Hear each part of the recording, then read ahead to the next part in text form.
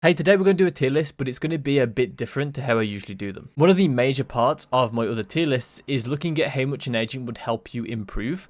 And in this tier list, we're going to simply look at how much RR we will get by playing this agent. So this tier list will focus on RR gain specifically. And the reason why I want to make a tier list like this is because I think there's quite a lot of value in gaining a lot of RR to then play against better players that will better challenge you in your decision making. So if you make a bad decision and you don't get punished for it, you're going to keep making that bad decision. If you play against better players, you make a bad decision, they're going to punish you for it. That's kind of like the value of climbing pretty fast and then getting to a higher rank to then start improving at the game. This is a thought process that has existed and I've practiced in many other games, but it doesn't always work for everyone. So I would say this tier list is kind of aimed at newer players that have just started to play ranked and they really need to find where their ceiling is. It may also benefit players that have come over from a different game, such as CS or something, and they're probably a decent rank in that game, and you kind of just want to get to the highest rank here you can get, so then you can start improving at the game at your own level. I do think it's a good idea for most players, if not all players, to take on this mindset, at least for some time, because it will help them get the most out of their practice, because they'll be playing against better players. Okay, so then we'll move on to the tier list, and we'll start with D tier. So we've got Breach, KO, Sage, and Harbor in this list, and honestly, I don't think it's that surprising. For a solo queue list to have these four at the bottom because they tend to be the weakest in solo queue most of the time. Harbor's just the weakest in general in the whole game. Sage is too self-sufficient. She doesn't really do much for herself that much. Like the wall helps, the slows help, but generally you don't really want to have a heal and a res on a agent you want to be self-sufficient on, because that really only affects your teammates more than you. So you don't really want to have that on your agent. KO is fine. And so is Breach. They're like fine because they have flashes. They can kind of take their own fights. But Breach has the problem with being tied to walls. Stun isn't really that good of a mechanic anyway. And then you've got the silence mechanic on KO, which is also really bad in solo queue. Especially bad in solo queue because silencing is only really good when you time it correctly.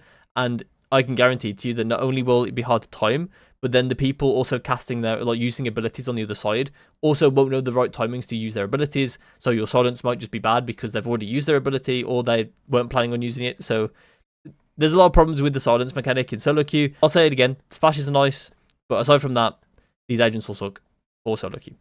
Now we'll move on to the C tier and we'll start with Astra. Astra is just a very difficult agent to play. I wouldn't recommend you play Astra if you're actively trying to get RR because it's very team-based oriented and also it's going to be hard for you to kind of understand her if you're only just starting to play the game. It's very different and very difficult to play. It's very macro orientated, and generally in solo queue when trying to improve, you want to be very micro orientated and be very self-sufficient.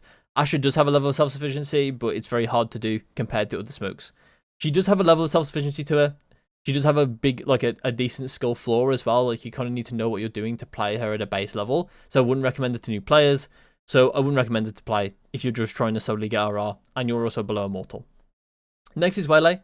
Waylay is one of those agents that reminds me a lot of like old Neon or old Yoru, where you kind of need a lot of support to go in. And I think for me, that makes her really bad in solo queue. I think in general, that makes her really bad in solo queue, not just for me. But I think, yeah, I think the one saving grace of Waylay is the Refract. I think the Refract is a really, really strong ability. But unfortunately, it's on the rest of the kit of Waylay. So that kind of makes it bad. But yeah, I think Refract is a really good ability and actually a really, really good solo queue ability. Literally an S tier solo queue ability. But it's just unfortunate it's on the rest of Waylay's kit. With like the weird slow mechanic is awful as well. Okay, so next we've got Reyna. I'm a bit of a Reyna hater, so it's probably a bit biased. But I think that she is C tier. Genuinely anyway. Because I think that she has the guise of self-sufficiency without actually having it. She's a very feast or famine character where she needs to get kills. She needs to meet conditions in order to be self-sufficient. Where she needs to be able to take that first fight, get that kill, then dismiss away. She can't just like dash away like Jet can without, like if Jet whiffs, she can still dash. But if Reyna whiffs, she's dead. So it's like, for me, that's like the main problem with Reyna.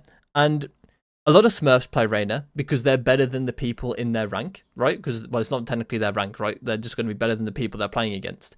And I think that's like the good time to play Reyna, oddly enough. Even though it's for a bad reason, it's like that's like the logical reason to play Reyna is when you're better than the enemies at your level, which is usually when Smurfs, which is usually why Smurfs play her.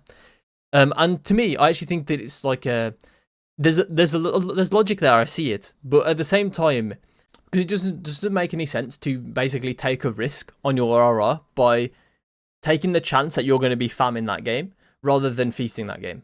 And to me, like, it depends. Obviously, it depends on how consistent you are in your rank. And I think that the majority of players that are trying to climb aren't going to be better than the people they're trying to climb against, or at least not so much better that Reina makes more sense to play than anything else.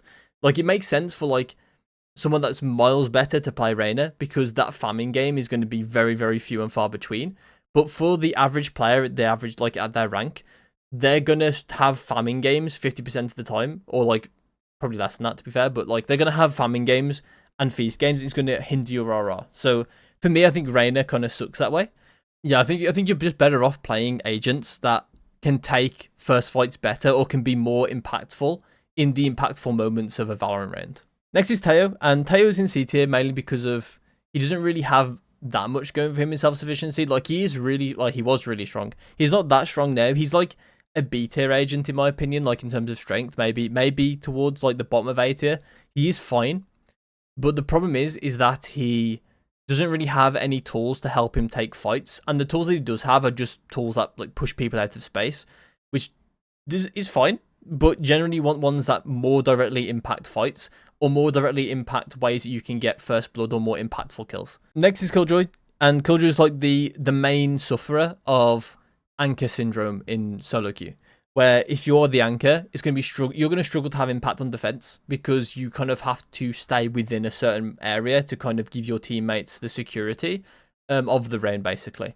And I think that Killjoy is the one that struggles with this the most because they can't subvert it in any way. They have to kind of stay within their util radius and kind of have to play within that kind of area. They can't really do any... They're limited, so they can't really do too much in the way of mixing up their play. As much as least as the other agents in the role. Next is the B tier, and the B tier is pretty big, so we're not going to go over every single character or every single agent. We're going to go over like the roles more so. There will be some specific agents I'll go over, such as Yoru. So with Yoru, I think he is pretty difficult to play, and he has some macro stuff to him. So because of that, it's kind of the same vein as like Astra, where I wouldn't necessarily want to play him until I kind of understood what I'm doing on a micro level. So if I get good aim, good position, that kind of stuff, if I kind of understand what I'm doing with that stuff, that's when I'll think about playing Yoru. Even though he is a very self-sufficient character, he's also a very difficult character to play. He has more merit to playing him than Astra for lower ranked players, but I think that only just because of like the flashes and things. Like, he does have ways to take fights on an individual level more so than Astra does. And that's the only reason why he's placed higher, I think. Next we have Neon of Rays, and these characters are basically just... They're less self-sufficient than the agents above them in the duelist role. Basically, that's it. Omen and Brimstone, they are the controllers. They have pretty good smokes. They can play, they can be like rats with shotguns. They can create their own openings with smokes. You can create your own impactful situations with smokes. You can create one ways to get first blood, that kind of stuff. You have options to do things with smokes. Brimstone has lethal utility, which helps him a lot. Omen has a lot of mobility, which can help him a lot in situations to be self-sufficient and get kills in situations where you may not be able to get them, and also get out and that kind of stuff. So you do have options of both these agents. Brimstone also, even though he can be a bit of an anchor sometimes, you have Stim Beacon to fast rotate. Next is the Initiator role, and the Recon Initiators, Fade and Sova, are fine. They just generally have a lot of team play oriented with them. So sometimes you'll be using your utility for other people, not yourself. So it's going to be hard to get self-impact sometimes. Fade's definitely better at getting impact herself than Sova is, because Sova doesn't really have much in the way of like stopping power, I guess you would call it, where he can't really stop anyone from like getting into his space, where Fade can, and Fade can also push people out of space a bit easier than Sova can, because of like the prowlers and things, mainly because of the prowlers and the Cs, that she can kind of fight for space a bit more than Sova can. Sova doesn't really have any like insane tools to kind of push people out or to fight people that are pushing into him. So Sova's a bit worse, but Fade like it's pretty marginal basically. Next is Sky and Gecko. They're both the flash agents here, the flash initiators here in B tier, and they struggle for different reasons. Sky struggles because she has the heal, which is kind of like a wasted ability slot basically. Otherwise she's kind of fine. Her flashes are fine. Obviously the lack of cooldown kind of makes her a lot worse. But generally that doesn't matter too much in solo queue because rounds don't tend to go that long anyway. Or at least that, yeah, it's less likely they go as long in solo queue as they do in like pro play and that kind of stuff, more calculated play. Like she does have a level of like self-sufficiency with the dog, with the ult and the flashes, so she's fine, but she's not like first pick, I would say, because of the level, mainly because of the strength of the agent. Next is Gecko, and I think the main problem with Gecko is that he does have some elements of teammates need to help him with, or like he needs to help his teammates with, like for instance getting wingman plant. That kind of like is a cost to you because you kind of have to use wingman and you can't really use it for yourself as much. And the same with the way that he has to retrieve his stuff can be very annoying because you kind of need your teammates to kind of help you take that space sometimes to then retrieve your stuff up. So it can be a bit annoying that you lose cooldowns because your teammates don't want to take that space, or you need to use your util in a way for the general macro of the game. Obviously, you don't really want to be focused on that stuff anyway. And I think that minor micro level, if you're just paying him to like be the flash initiator, you can get better flashes from, for instance, Yoru, or another agent we'll talk about later, because his flash isn't really that good. I mean, it's fine. It's fine. It gets you info and that kind of stuff, but it's better to have an actual flash, I think. Next we have Vice Viper, Cypher, and Deadlock. And I think these ones are fine. They suffer less from like the anchor syndrome that Killjoy has, because they can kind of move away from their util. They don't have effective ranges on their util. And I would say Vice is probably the best because when they do go into your site, they get destroyed. You also have a flash as well, so it can kind of help you take some fights more aggressively as well, if need be. I think Viper's also very strong in the sense that if they go into you, very strong. Same with Cypher, same with Deadlock. Those are like the main strength of why these agents are here. They are really strong when they go into you, but then they still kind of struggle when they're an anchor. Like you can have a lot of impact on a micro level if they go towards you, if they're trying to play to your site and that kind of stuff. But otherwise, like once again, it's a kind of the same problem. You're going to be the last one there, and you're going to be, so therefore you're going to be like the last one to rotate if they go to the site, basically. So these agents can kind of suck in that way, but otherwise they tend to be fine. Something else as well with Deadlock, you can struggle to have impact on attack. So bear that in mind. Deadlock is like the closest one for me to go down to C because of that reason. So just, yeah, be careful of Deadlock. Next is the A tier, and this is where it gets really good. So in my opinion, like these 5 agents that are in the A and S tier, you can't go wrong with them in terms of like wanting to climb. So you can pick whichever ones you want. The S tier obviously better than the A tiers, but A tier is still just as good. So first we've got Chamber, and I'm going to lump Chamber and Jet together because they're kind of here for the same reason. You can get a first kill and you can get away, and the getaway part is not hinged on the fact that you get the first kill or not. So what that means is if you miss the first kill, you can still get away and it's still even.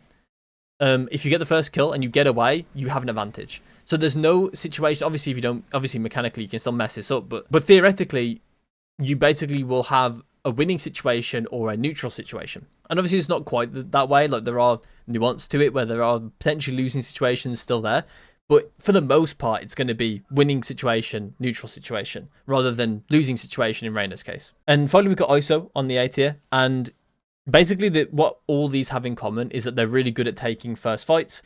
ISO's the same. He has probably the strongest in-fight ability in the game, in the fact that he can just take a headshot for free, basically. It's not just headshot, but yeah, he can take an op shot for free. He can take a lethal shot for free, basically, without dying, which is really, really strong.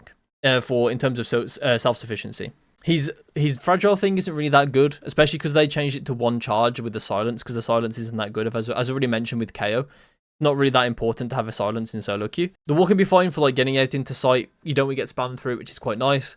And then you've got the ult as well. So the ult is actually quite good because it can guarantee some rounds to be wins, basically, because basically you should never lose a 2v1 with ISO ult up. So it can make those sort of situations a lot easier to play out. So yeah, these 3 agents tend to be pretty good in majority of situations. They allow you to kind of do what you want to do in a lot of situations. And that's what self-sufficiency kind of is, right? You want to be able to do as much as you possibly can in a lot of situations.